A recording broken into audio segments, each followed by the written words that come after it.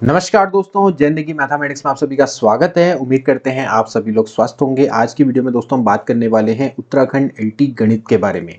ऐसे सभी एस्पिरेंट जो कि उत्तराखंड एलटी गणित की तैयारी करना चाहते हैं, वे लोग इस वीडियो को जरूर देखें, अपने दोस्तों के बीच में जरूर शेयर करें, क्योंकि काफ़ी सारे अभ्यर्थी हैं जो कि पहली बार अब उत्तराखंड एलटी गणित के लिए तैयारी करेंगे, उत्तराखंड एलटी एग्ज़ाम की तैयारी करेंगे। आप में से कई सारे अभ्यर्थी ऐसे भी हो सकते हैं जिन्होंने उत्तराखंड एलटी का पेपर दिया हो और वो शायद उतना अच्छा नहीं गया हो।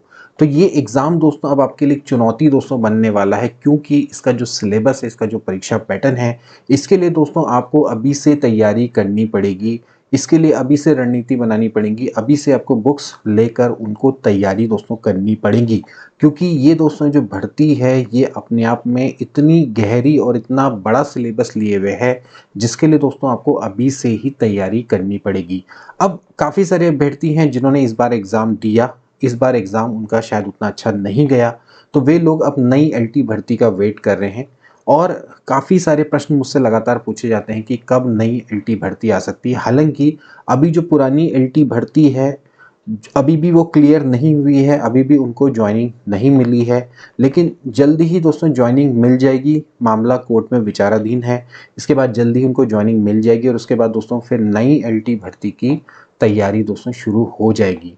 और ऐसे में अब आपको दोस्तों अगर एलटी एग्ज़ाम निकालना है, अगर आप इस एग्ज़ाम की दोस्तों तैयारी करते हैं, तो फिर दोस्तों आपको अभी से ही तैयारी को शुरू करना पड़ेगा।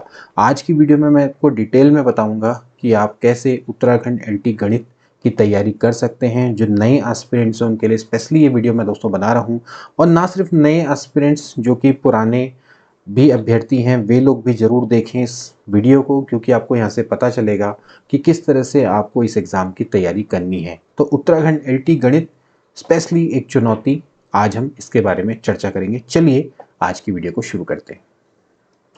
सबसे पहले दोस्तों मैं कुछ कॉमन चीज़ें आपको बता दूं, जैसे कि इसकी शैक्षिक योग्यता यानी कि एजुकेशनल क्वालिफिकेशन। अगर आप दोस्तों उत्तराखंड एलटी की तैयारी करना चाहते हैं तो सबसे पहले आपको दोस्तों ग्रेजुएशन होना चाहिए। मैं यहाँ पर दोस्तों बात करूँगा उत्तराखंड एलटी गणित की, तो आपको ग्रेजुएशन दोस्तों फिजिक्स एंड मैथमेटिक्स से होना चाहिए। फिजिक्स और मैथ्स, उसके अलावा कोई भी कॉम्बिनेशन चल जाएगा, जैसे कि physics math IT, physics math chemistry, physics math computer science, या फिर कोई भी अन्य, लेकिन फिजिक्स और मैथ आपकी होनी चाहिए। उसके अलावा फिर आपका जो भी कॉम्बिनेशन बनता है उससे कोई मतलब नहीं है। इसके अलावा इसमें परसेंटेज का कोई भी क्राइटेरिया दोस्तों नहीं है, यहाँ पर ये बात ध्यान रखनी है। इसके अलावा आपको प्लस बीएड होना चाहिए, बीएड या फिर एलटी डिप्लोमा, और इसके संग संग दोस्तों आपने टैट क्वालिफाई होना चाहिए, टैट सेकेंड। ओके, टैट 1 होता है, एक टैट 2 होता है। टैट 2 यानी कि 6 to 8 तक का जो टैट होता है, ठीक है। अब ये टैट आपका चाहे यूटीटी हो यानी कि उत्तराखंड टैट, या फिर आपका सेंट्रल टैट हो, ये कोई सा भी चल जाएगा, इसमें कोई भी दिक्कत नहीं है। तो ये आपकी दोस्तों एजुकेशन क्वालिफिकेशन है। एज की बात करें तो 21 से 42 साल। 21 आपकी न्यूनतम आयु, अधिकतम आयु 42 साल। न्यूनतम आयु में कोई भी छूट नहीं है, जो अधिकतम आयु है उसमें आपको छूट मिल जाएगी। अगर आप SC, ST, OBC, pH category से आप आते हैं तो आपको यहाँ पर अधिकतम आयु सीमा में छूट देखने को मिल जाएगी। ओके, वो आपके जो भी जियो है उसके अनुसार आपको छूट मिलेगी। तो लेकिन फिलहाल हम जनरल को मान के चलेंगे, तो 21 से 42 आप मान के चलिए, ये आपकी दोस्तों अप्लाई करने की एज यहाँ पर रहने वाली है। तो पहले तो आप एजुकेशन क्वालिफिकेशन और एज के बारे में समझ लीजिए। इसके अलावा इस पोस्ट में केवल उत्तराखंड के मूल अभ्यर्थी या स्थायी निवासी ही अप्लाई कर सकते हैं। तो कई सारे मैसेज आते हैं बाहर के अभ्यर्थियों के, जिनका यहाँ का डोमिसाइल नहीं होता है, तो वे लोग यहाँ पर इसके लिए अप्लाई नहीं कर सकते। अब बात करेंगे इसके फेजेस की, यानी कि इसके चरण की। तो इसमें दोस्तों आपका केवल एक चरण होता है। एक चरण का अर्थ है यानी कि एक सिंगल एग्जाम इसमें होता है, जो कि 100 मार्क्स का दोस्तों होता है। ओके, यानी कि इसका जो पेपर है वो एक होगा, 100 मार्क्स का, उसी में ही आपका सिलेक्शन होगा। अब सबसे पहले यहाँ पर ध्यान रखेंगे, जो 100 मार्क्स का पेपर है वो कितने पार्ट्स में दोस्तों डिवाइड है। तो बेसिकली ये दो पार्ट में दोस्तों आपका डिवाइड है, part number 1 and part number 2। Okay, part number 1 दोस्तों आपका 50 मार्क्स का है, और पार्ट नंबर 2 भी 50 मार्क्स का है। पार्ट नंबर 2 में आपसे फिजिक्स और मैथ्स पूछी जाएगी, जबकि पार्ट नंबर 1 में आपसे एकेडमिक एप्टीट्यूड, जिसको कि हम टीचिंग एप्टीट्यूड भी बोलते हैं, यहाँ पर दोस्तों लिखा हुआ है। इसके अलावा आपसे यहाँ पर रीजनिंग पूछी जाएगी, इसके अलावा आपसे यहाँ पर जीके पूछी जाएगी। ओके, अगर नंबर की मैं बात करूँ, एकेडमिक एप्टीट्यूड 30 मार्क्स का पूछा जाता है, रीजनिंग 10 मार्क्स की पूछी जाती है, जीके भी 10 मार्क्स की पूछी जाती है। कुल मिला के दोस्तों यहाँ पर आपका 50 मार्क्स। वहीं फिजिक्स और मैथ की बात करें तो 25 नंबर की फिजिक्स और 25 नंबर की आपसे मैथ्स पूछी जाती है। तो ये ओवरऑल आपने समझना है कि ये आपका पेपर का पैटर्न रहने वाला है। इसके बाद यहाँ पर नेगेटिव मार्किंग भी होती है और साथ ही साथ दोस्तों आपको क्वालिफाइंग मार्क्स भी लाने होते हैं। ओके, अगर मैं जनरल कैटेगरी की बात करूं तो जनरल कैटेगरी में आपको 45% दोस्तों न्यूनतम मार्क्स लाना अनिवार्य है। अगर आप जैसे मान लेते हैं अगर आप जनरल कैटेगरी के हो तो 45% तो आपको दोस्तों लाने ही पड़ेंगे। इससे कम अगर आप लाते हो तो डायरेक्टली आप क्या हो जाओगे, डिस्क्वालीफाई हो जाओगे। ठीक है, उसके बाद जैसे अगर आप SC ST में आते हो तो फिर वहाँ पर आपको छूट मिल जाएगी। आपको एक में 40% की छूट है, मतलब 40% लाने पड़ेंगे। इस तरह का दोस्तों आपको क्राइटेरिया मिलेगा। अगर मैं जनरल को बेस मान के चलूँ तो 45% दोस्तों आपको न्यूनतम मार्क्स लाने अनिवार्य है। अगर आप इतने नहीं लाते हैं तो फिर इसका मतलब ये है कि आपको डिस्क्वालीफाई कर दिया जाएगा, मेरिट चाहे कितने ही लो जाए। तो ये आपने दोस्तों यहाँ पर समझना है। अब सबसे पहले दोस्तों हम यहाँ पर सिलेबस की दोस्तों चर्चा करेंगे। तो दोस्तों सबसे पहले हम पार्ट 1 के सिलेबस की चर्चा करेंगे। पार्ट 1 दोस्तों जो कि आपका 50 मार्क्स का आता है। ओके, अब ये जो 50 मार्क्स का है बेसिकली देखा जाए तो कॉमन पेपर है, ये सभी के लिए सेम रहेगा चाहे आप किसी भी सब्जेक्ट से बिलोंग करते हो। हम यहाँ पर LT मैथ्स की बात कर रहे हैं तो पार्ट 1 आपका 50 मार्क्स का आने वाला है। पार्ट 1 को भी दोस्तों इन्होंने 2 भागों में डिवाइड किया है। एक है part 1A, part 1A, okay, और दूसरा है पार्ट 1B। पार्ट 1A में आपसे पूछा जाएगा एकेडमिक एप्टीट्यूड और जबकि पार्ट 1B में आपसे जीके एंड रीजनिंग पूछी जाएगी। तो एकेडमिक एप्टीट्यूड जैसे मैंने आपको पहले बता दिया 30 मार्क्स का रहेगा, जीके एंड रीजनिंग आपकी 10 मार्क्स की रहेगी, यानी कि 20 मार्क्स का रहेगा टोटल मिला के। एकेडमिक एप्टीट्यूड आपका ज़्यादा रहेगा, ठीक है, 30 मार्क्स का रहने वाला है। अब देखिए सबसे पहले एकेडमिक एप्टीट्यूड आप देख सकते हैं इसमें कुल मिला के दोस्तों आपकी 5 यूनिट है। आप देख सकते हैं unit number 1, unit number 2, unit number 3, unit number 4, unit number 5 भी इंग्लिश में दोस्तों सिलेबस, इसको मैं अभी आपको इंग्लिश में दिखाऊंगा, मतलब हिंदी में दिखाऊंगा दोस्तों। ठीक है, इसके अलावा आपका पार्ट नंबर जो 1B है उसमें आपकी कुल मिला के 3 यूनिट आपको दिखाई देंगी।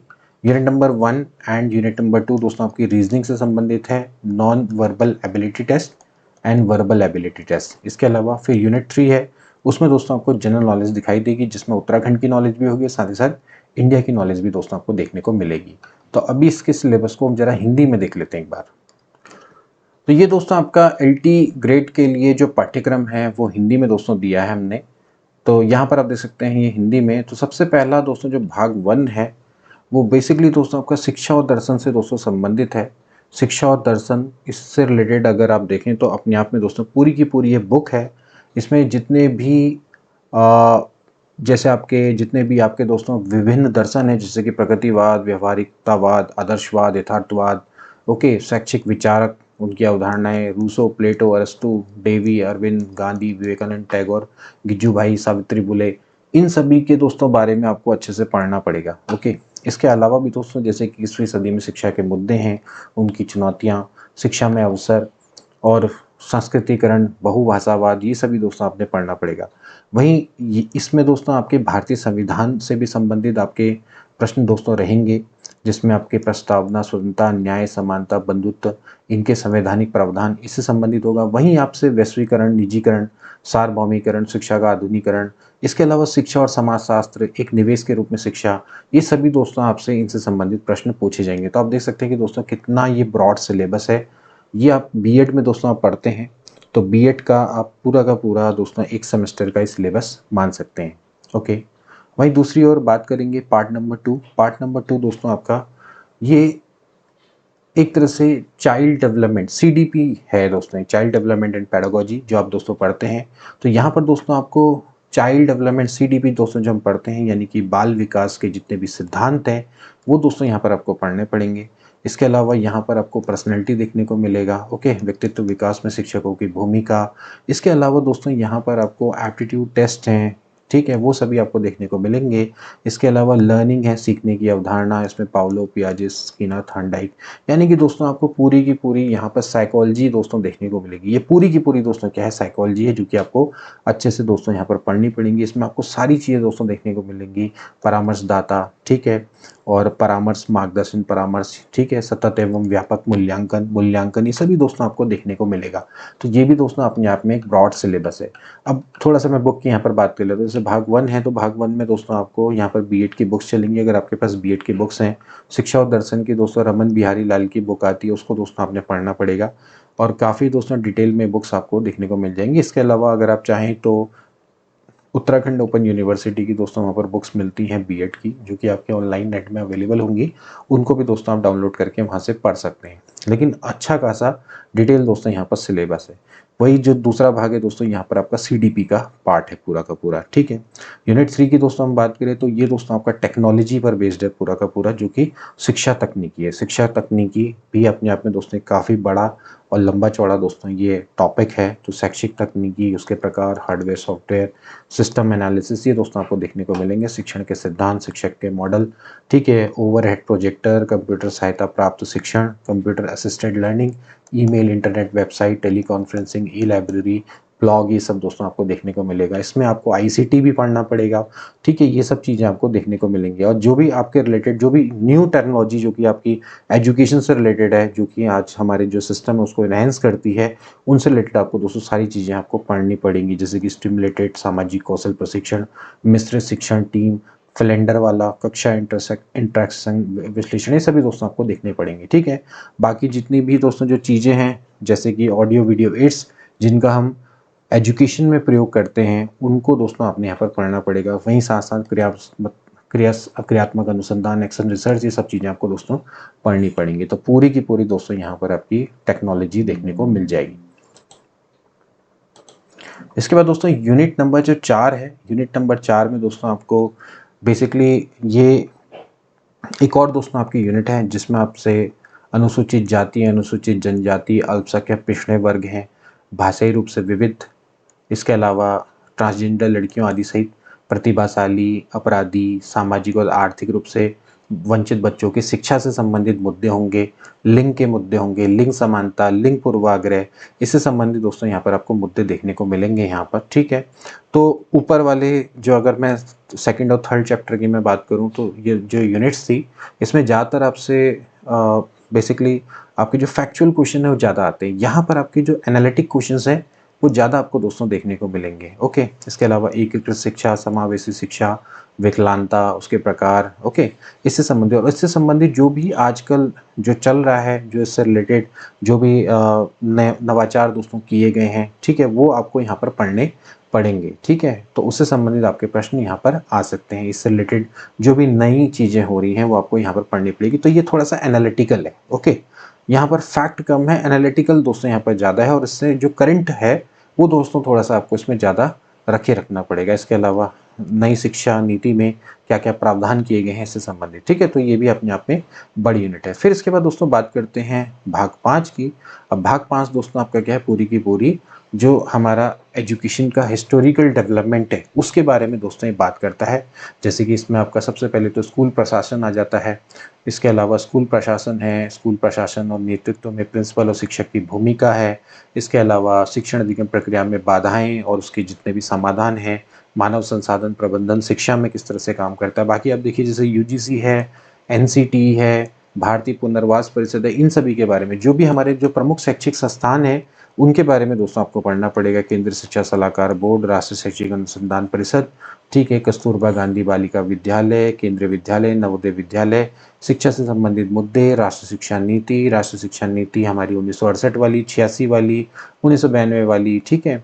इसके अलावा नेशनल करिकुलम फ्रेमवर्क, ठीक है, ये सभी दोस्तों आपको यहाँ पर पढ़ने पड़ेंगे। वहीं राष्ट्रीय शिक्षा नीति, ओके, शिक्षा का अधिकार अधिनियम, ये जितने भी दोस्तों आपके शिक्षा से संबंधित गठित आयोग हैं या शिक्षा से संबंधित जो भी आपके अधिनियम बने हैं, ओके, वो सभी दोस्तों यहाँ पर आपको पढ़ने पड़ेंगे। वहीं दूसरी ओर मुदालियार आयोग, कोठारी आयोग, राष्ट्रीय ज्ञान आयोग, इन सभी की दोस्तों आपकी जो अनुशंसाएं हैं वो पढ़नी पड़ेंगी। इनका गठन कब हुआ, सर्व शिक्षा अभियान क्या है, RMSA क्या है, राष्ट्रीय माध्यमिक शिक्षा अभियान क्या है, समग्र शिक्षा अभियान क्या है, निष्ठा क्या है, इन सभी के बारे में दोस्तों आपको पढ़ना पड़ेगा। तो आप देख सकते हैं कि दोस्तों यहाँ पर जो एकेडमिक एप्टीट्यूड है दोस्तों, काफ़ी डिटेल यहाँ पर सिलेबस दिखाई देता है।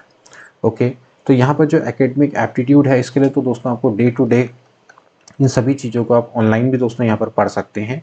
और आप इनको यहाँ पर दोस्तों जैसे बुक्स हैं, इसमें भी दोस्तों आपकी रमन बिहारी लाल की बुक आती है, उसमें काफ़ी हद तक दोस्तों आपको इनका सिलेबस यहाँ पर देखने को मिल जाएगा। लेकिन इसके अलावा फिर आपको जैसे शिक्षण बात करें, टीचिंग एप्टीट्यूड है या फिर आपका जो चाइल्ड पेडागोजी है, उसके लिए दोस्तों आपको और भी बुक्स को लेना पड़ सकता है, जैसे कि अरुण कुमार की बुक आती है, ठीक है, और भी कई बुक्स आती हैं जिनमें आपको ये थोड़े थोड़े टॉपिक्स दोस्तों आपको देखने को मिल जाएंगे, यानी कि आपको संकलन यहाँ पर करना पड़ेगा। ठीक है, फिलहाल मैंने आपको एक तरीका बताया कि आप क्या कर सकते हैं कि जो उत्तराखंड ओपन यूनिवर्सिटी की साइट है वहाँ पर आपको पीडीएफ्स मिल जाएंगी, वहाँ से आप थोड़ा सा पढ़ना स्टार्ट करें, धीरे धीरे दोस्तों आप इसकी नॉलेज लेना शुरू करें। फिर पार्ट 1 भी है जो कि अपने आप में ही दोस्तों कठिन है, जैसे इसमें भी आपके यूनिट नंबर 1 है जो कि पूरा नॉन वर्बल एबिलिटी टेस्ट है। ठीक है, जो आपकी रीजनिंग आती है, एक आपकी अशाब्दिक आती है, एक शाब्दिक आती है। तो इसमें अशाब्दिक में जैसे कि आपके श्रृंखला, अंकों की गिनती, वर्गीकरण, अंकों की पूर्णता, विषम निकालना, चित्र मैट्रिक्स यानी कि फिगर मैट्रिक्स, ये दोस्तों सभी क्वेश्चंस आते हैं। फिर वर्बल आते हैं, वर्बल में आपके अल्फ़ाबेटिकल टेस्ट है, कोडिंग डिकोडिंग है, ऑड वन आउट, ठीक है, शाब्दिक योग्यता परीक्षण जिसमें वर्णमाला परीक्षण, कोडिंग डिकोडिंग, इससे संबंधित, उम्र से संबंधित, ब्लड रिलेशन वाले क्वेश्चन ये आपको देखने को मिलेंगे। तो ये भी दोस्तों अपने आप में एक बड़ा पार्ट है, 10 मार्क्स का दोस्तों इससे पूछा जाएगा। फिर यूनिट नंबर 3 है दोस्तों जनरल नॉलेज, ये भी जनरल नॉलेज भी देखें तो दोस्तों इसमें सभी आपको दे दिया है।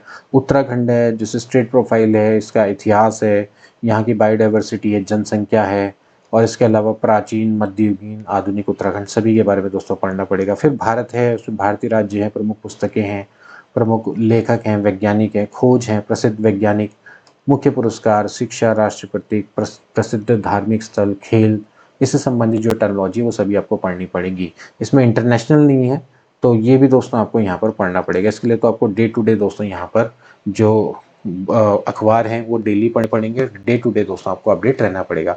बाकी अगर सामान्य ज्ञान की मैं बात करूँ तो दोस्तों यहाँ पर जैसे उत्तराखंड की परीक्षा वाणी आती है, ये आपके लिए काफ़ी रहेगी। आप परीक्षा वाणी को पहले पढ़ना स्टार्ट करिए, 70% क्वेश्चन दोस्तों उसी से ही आते हैं, बाकी आपको लेने की यहाँ पर आवश्यकता नहीं। पहले आप इसको पूरा करिए, जब इसको आप कंप्लीट कर लेंगे, एक एक चीज़ आपको याद हो जाएगी, उसके बाद आप दूसरी बुक्स की ओर को जा सकते हैं।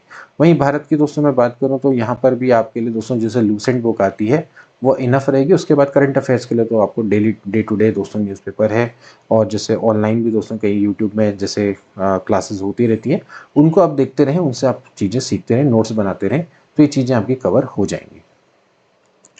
अब बात करेंगे दोस्तों पार्ट 2 की। पार्ट 2 दोस्तों जो कि आपका सब्जेक्टिव सिलेबस होने वाला है, और ये सिलेबस दोस्तों मेरी सही मायने में दोस्तों एक पहाड़ सा सिलेबस है। पार्ट 1 भी आपने देखा कि अच्छा खासा सिलेबस है, वो भी एक पहाड़ से कम नहीं है। तो ये भी दोस्तों आपका एक पहाड़ सा सिलेबस दोस्तों आपके सामने रहने वाला है।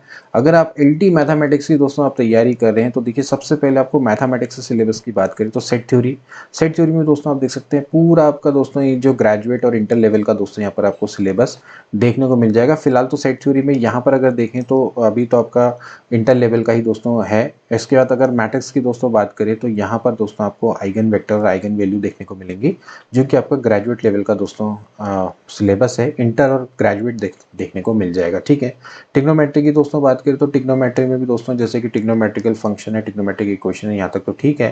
लेकिन इसके बाद जैसे कि हाइपरबोलिक फंक्शन, इसके बाद लॉगरिथमिक फंक्शन, ग्रेगरी सीरीज, ये आपको दोस्तों थोड़ा सा ग्रेजुएट लेवल पे देखने को मिल जाएगा। फिर वहीं वेक्टर एनालिसिस की दोस्तों बात करें तो वेक्टर स्केलर प्रोडक्ट, इसके बाद फिर आगे का पूरा जो पार्ट है दोस्तों ये पूरा ग्रेजुएट लेवल पे दोस्तों चला जाता है। हालांकि इसके लिए इंटर लेवल आपका क्लियर होना चाहिए, तभी जाके पढ़ पाओगे। ठीक है, फिर डिफरेंशियल कैलकुलस की दोस्तों बात करेंगे तो यहाँ पर तक अगर आप देखें एक्सपेंशन ऑफ फंक्शन तक देख लें, या यहाँ पर आप देख लीजिए कर्व, मतलब कि टेंजेंट एंड नॉर्मल तक यहाँ पर आपको 12 तक देखने को मिलेगा। फिर कर्वेचर, एसिम्पटोट, टेलर फॉर्म, ठीक है, maximum minima and saddle points, maximum minima भी इसका आगे वाला जो पार्ट है वो पूछा जाता है। ठीक है, इसके बाद फिर इंटीग्रल कैलकुलस की बात करें तो यहाँ पर भी जैसे बीटा एंड गामा है, ठीक है, मल्टीपल इंटीग्रल है। ओके, ये सभी दोस्तों आपके ग्रेजुएट के टॉपिक है, 12th भी इंपॉर्टेंट है। फिर कोऑर्डिनेट ज्योमेट्री की बात करेंगे तो इसमें 2D और 3D है, तो फिर यहाँ पर भी straight line, circle and conic section.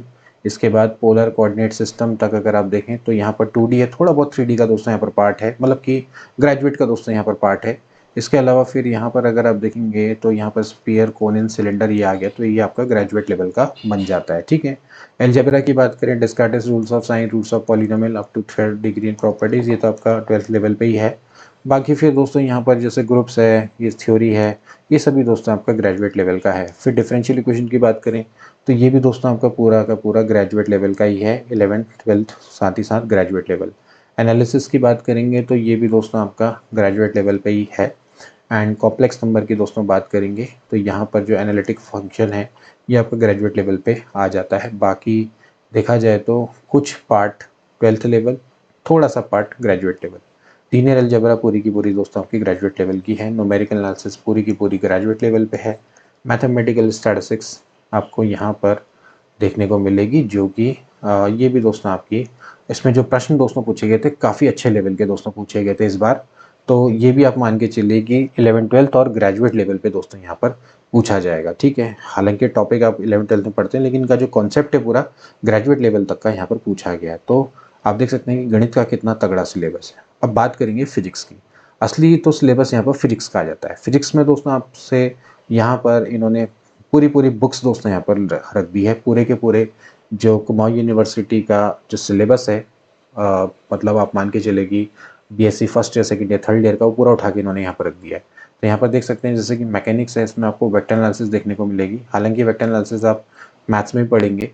इसके अलावा फिर gravitation field and potential, conservation of energy, okay, इसमें कुछ पार्ट आपका 11th का है, लेकिन ज़्यादातर पार्ट आपको 12th का देखने को मिलेगा। ठीक है, इसके अलावा conservation of linear and angular momentum, कुछ पार्ट आप दोस्तों आप 11 12th में पढ़ते हैं, कुछ पार्ट ग्रेजुएट लेवल का। फिर इसके बाद जैसे moment of inertia, dynamic of rigid body, ये आपको दोस्तों काफ़ी हद तक ग्रेजुएट लेवल का पार्ट है। फिर फ्लूइड्स है, फ्लूइड्स में भी आप देखेंगे जैसे कि आपको ज़्यादातर पार्ट इसमें ग्रेजुएट लेवल का ही दिखाई देगा। विस्कोसिटी है, कुछ पार्ट 12th का है, कुछ पार्ट ग्रेजुएट का। इलास्टिसिटी मतलब कि आपको ग्रेजुएट लेवल का दिखाई देगा। फिर basic of special theory of relativity, consequence of Lorentz transformation, पूरा ग्रेजुएट लेवल का पार्ट। अब इतने में दोस्तों आपकी मैकेनिक्स होती है। ओके, अभी तो मैकेनिक्स हुई है।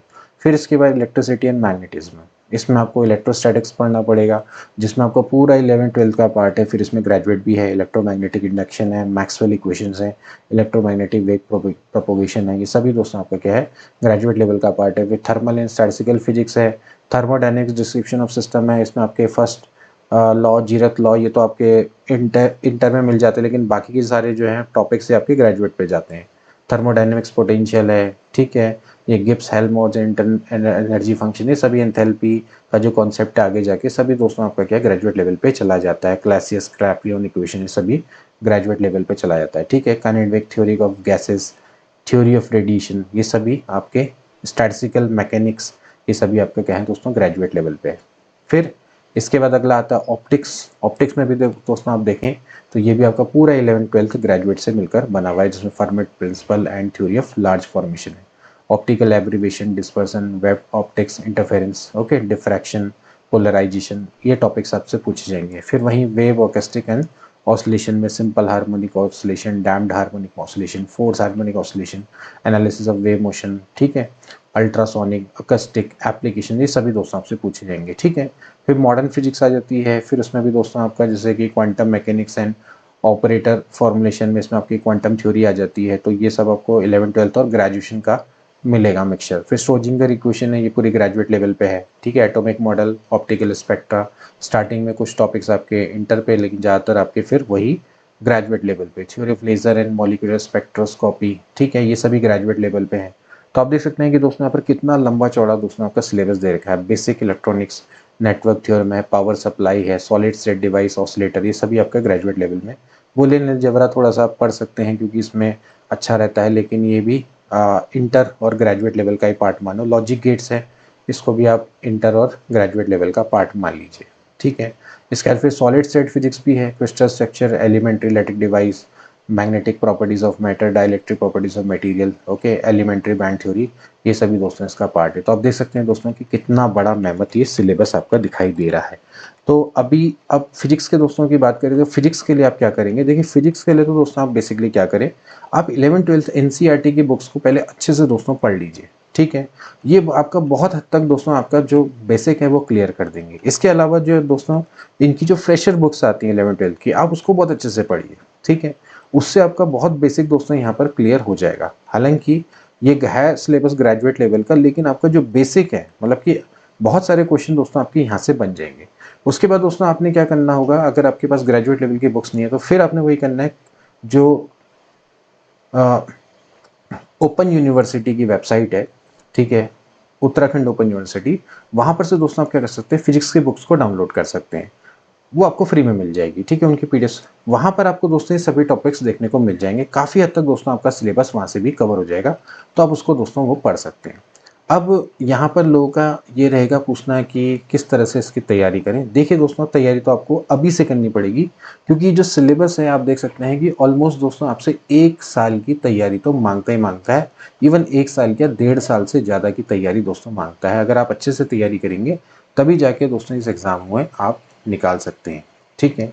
तो आप देख सकते हैं कि यहाँ पर एट द सेम टाइम आपको एकेडमिक एप्टीट्यूड भी बहुत बड़ा पढ़ना है, फिर आपको रीजनिंग, मैथ्स और जीके भी पढ़नी है, साथ ही साथ दोस्तों आपको फिजिक्स और मैथ्स भी दोस्तों यहाँ पर पढ़नी है।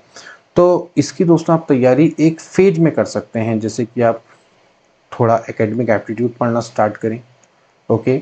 इसके अलावा आप एक फेज में मैथ्स पढ़ें, ठीक है, उसको ख़त्म करें, फिर एक फेज में फिजिक्स को पढ़ें, उसको ख़त्म करें। इस तरह से आप क्या कर सकते हैं, चरणों में दोस्तों इसकी तैयारी कर सकते हैं। आपने एक फेज बनाना पड़ेगा, एक टाइम टेबल बनानी पड़ेगी, कितने समय पे आप मैथ्स खत्म करेंगे, कितने समय पे आप फिजिक्स करेंगे, अगर आप इस एग्ज़ाम के दोस्तों यहाँ पर तैयारी करना चाहते हैं, खासकर एलटी मैथमेटिक्स की बात करूँ, ठीक है। अब बात करेंगे कि भैया इसकी जो अगली वैकेंसी है वो कब आ सकती है, ठीक है। इस पर बहुत ज़्यादा लोग पूछ रहे हैं। देखिए दोस्तों, अगर मैं आपको सही बताऊं, जिससे आप हमारा मेन जो चैनल है उसका नाम है क्रिसेंट एजुकेशन क्लासेस, उसको अगर आप देखते हो तो मैंने आपको पूर्व में बताया था कि शासन में दोस्तों जो मीटिंग हुई थी उत्तराखंड में भर्तियों से संबंधित, उसमें दोस्तों आपके 2 चरण रखे गए थे। एक था 2024 वाला चरण, जिसमें शिक्षकों को भरा जाना था, जिसके तहत पे दोस्तों आपकी एलटी भर्ती निकली, लेक्चरर भर्ती निकली और प्राइमरी भर्ती निकली, ओके। अब दोस्तों जो इनका नेक्स्ट फेज है वो है 2026 का, ठीक है। अभी 2024 के फेज में आपकी एलटी भर्ती कंप्लीट होनी बाकी है, और लेक्चरर भर्ती तो दोस्तों आपको पता है कि निरस्त हो गई है, और उसमें दोबारा से उसकी विज्ञप्ति आनी बाकी है। अब आप मान के चलिए 2026 में, अगर 2026 में नहीं भी आती है तो 2027 में आपको डेफिनेटली एक और भर्ती एलटी की देखने को मिल जाएगी, क्योंकि 2027 में इलेक्शन भी होने हैं, ओके। तो उससे पहले पहले दोस्तों आपको एक एलटी की भर्ती यहाँ पर देखने को मिल सकती है। हालांकि आप एलटी का पैटर्न भी तो देखें तो जैसे हमेशा क्या होता है कि हर 3 साल में भर्ती आती है। जैसे कि 2014 में एक भर्ती आई, उसके बाद फिर अगली जो भर्ती थी वो 2018 में थी, 2017-18 में कंप्लीट हो गई थी। फिर इसके बाद 2020 में आ गई थी, क्योंकि यहाँ थोड़ा ज़्यादा गैप हो गया था, ठीक है। फिर उसके बाद आपकी 2024 में, 2023-24 में दोस्तों भर्ती आ गई थी। एंड देन उसके बाद दोस्तों जो अगली भर्ती है वो 2027 में हम यहाँ पर क्या कर सकते हैं, एक्सपेक्ट कर सकते हैं। हालांकि ये जो 2024 में भर्ती आई थी लेट आई, ये 2023 में आ जानी चाहिए थी, ठीक है, थोड़ा क्योंकि उसी का विवाद रहा, नियमावली का, नियमावली परिवर्तन हुआ। लेकिन जो सुगबुगाहट थी वो तो 2023 से दोस्तों स्टार्ट हो गई थी, ठीक है। और 2020 वाली जो भर्ती थी वो 2021 में जाके कंप्लीट हुई, तो 2021 से 2023 के बीच का मान लो। ऐसे दोस्तों अभी ये फेज चल रहा है। ये जो भर्ती थी आपकी 2023-24 में आ गई थी, तो 2027 में आप मान के चलिए कि 2027 में आपको नेक्स्ट भर्ती देखने को मिल सकती है। तो मेरे हिसाब से दोस्तों आप उसी के हिसाब से तैयारी करें, क्योंकि आप देख सकते हैं कि सिलेबस कितना ज़्यादा है, और इस सिलेबस को सच में अगर आप सही मायनों में अगर आप ख़त्म करेंगे तो भी आपको यहाँ पर 1 साल तो लगना तय है, अगर आप सही तरीके से तैयारी करते हैं तो। खाली हवा हवा में करोगे तो भैया फिर तो क्या है, फिर तो आप 4 महीने में भी ख़त्म कर सकते हो। बट रियल में अगर जो कहते हैं ना कि रियल प्रिपरेशन जो कोई करेगा तो इट टेक्स टाइम, ओके। सो मेरे हिसाब से तो आप नेक्स्ट भर्ती की तैयारी करना अभी से शुरू करें। और देखिए जो समय होता है वो गुजरते हुए वक्त नहीं लगता है। आप अगर ये सोचते हैं कि अगर किसी एग्ज़ाम की तैयारी करनी है तो फिर आप उसको कंप्लीट समय दीजिए, ओके। कई बार क्या होता है कि हम लोग जैसी भर्ती आती है उस समय पर एक्टिव हो जाते हैं, और देन उसके बाद क्या होता है कि उस भर्ती के पेपर होने के बाद हम लोग फिर दोबारा से अपने कामों में चले जाते हैं, या फिर कुछ और काम करने लग जाते हैं। देन उसके बाद फिर भर्ती आती है, फिर एक्टिव हो जाते हैं। तो ऐसे काम नहीं चलता। आपको क्या करना पड़ेगा, अपना समय देना पड़ेगा। आप जो समय, जब एलटी का एग्ज़ाम होने वाला था, मैं पुराने स्टूडेंट्स की बात कर रहा हूँ, उस समय में मान लेते हैं अगर आप 4 आवर्स दे रहे थे, तो आज भी आपको 4 घंटे देने चाहिए। अब बाकी के 20 घंटे आप फ्री हैं, आप कुछ भी करिए, ठीक है, लेकिन आप 4 घंटे एलटी की तैयारी को दे दीजिए अगर आप एलटी एग्ज़ाम निकालना चाहते हैं, ठीक है। अब इन 4 घंटों में आप ब्रेक कर सकते हैं कि भाई 2 घंटे मैं इसको दूंगा, 2 घंटे इसको दूंगा। इस फेज़ में दोस्तों आप तैयारी कर सकते हैं, यकीन मानिए आपको फ़ायदा मिलेगा, ठीक। लेकिन एक साथ अगर आप इसकी तैयारी करेंगे तो भैया ये नेक्स्ट टू इम्पॉसिबल एग्ज़ाम बन जाता है, जिस तरह का दोस्तों यहाँ पर सिलेबस दिया हुआ है, और लगता नहीं है कि इसमें परिवर्तन ये करेंगे आगे आने वाली भर्ती में। तो मेरी ये आपको सजेशन रहेगी कि आप इसकी अभी से तैयारी करना शुरू करें और फेजेस में पढ़ते जाओ। एक धैर्यपूर्वक तैयारी करें, ये ना सोचिए कि भैया अभी भर्ती आ जाए, कल आ जाए। मैं आपको साफ साफ बोल रहा हूँ, 2026-27 से पहले कोई उम्मीद नहीं है आने की, है ना। लेकिन इस दौरान अगर आप तैयारी करेंगे सो आपको अच्छा रहेगा कि आप किसी और एग्ज़ाम को भी इसके थ्रू आप निकाल पाएंगे। और सब्जेक्ट को पढ़ना है तो एक इंटरेस्ट के संग पढ़ें। आप ये सोचिए कि इस सब्जेक्ट से मुझे बहुत फ़ायदा मिलेगा, मेरी पर्सनैलिटी डेवलपमेंट होगी, मुझे नॉलेज मिलेगी, उसके लिए अगर आप पढ़ेंगे तो बहुत बढ़िया रहेगा, वो आपको डेफिनेटली बेनिफिशियल होगा। ज़रूरी नहीं है कि गवर्नमेंट जॉब में हो, किसी भी जॉब में दोस्तों आपको बेनिफिट वो दे सकता है, ठीक है। तो मेरी ये दोस्तों आपको राय रहेगी। तो आज की वीडियो के लिए दोस्तों इतना ही, मिलेंगे नेक्स्ट वीडियो में, तब तक के लिए take care and good bye.